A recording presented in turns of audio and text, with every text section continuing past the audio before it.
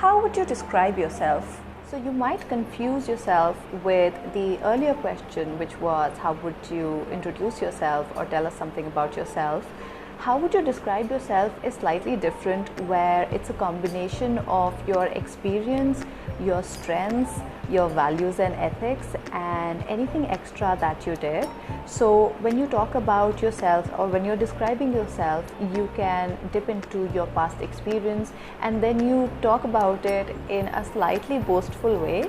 So you would say something like, I was working in this position and I was a jack of all trades, or I was the firefighter in this position where I would fix all the problems. People would come to me for advice or for solutions. So I feel like here you start talking about your strengths.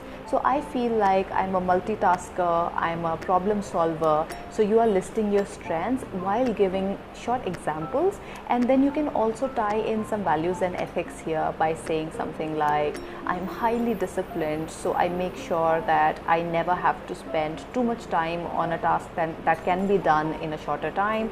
I'm highly efficient, I am a team player, so all these things. So it's a combination of talking about your experience, your strengths, your values and ethics, and anything extra that you can throw in there.